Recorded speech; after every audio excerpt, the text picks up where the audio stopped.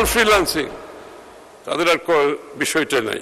এর ফলে ফ্রিল্যান্সাররা তাদের আয় বৈধ পথে ব্যাংকিং চ্যানেলের দেশে আনতে উৎসাহিত হবে।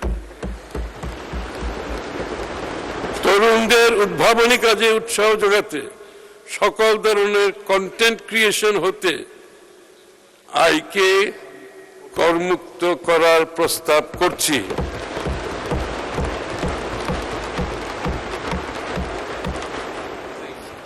এটা আবার বলবো, এটা আবার বলতে হবে। এটা স্টার্ট আপ, উদ্ভাবনী উদ্যোগ, প্রযুক্তি নির্ভর ব্যবসা এর ক্ষেত্রে টার্নওভার ট্যাক্স 0% করার প্রস্তাব করছে। স্টার্ট আপে কোনো টার্নওভার ট্যাক্স হবে না, থাকবে না।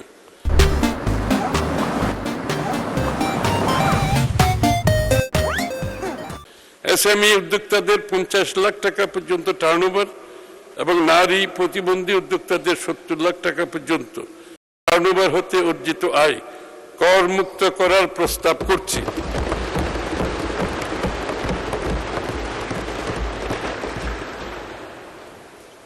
বাংলাদেশ ইনভেস্টার্স হ্যাবেরে পরিণত হবে আমার মনে হচ্ছে ইনশাআল্লাহ।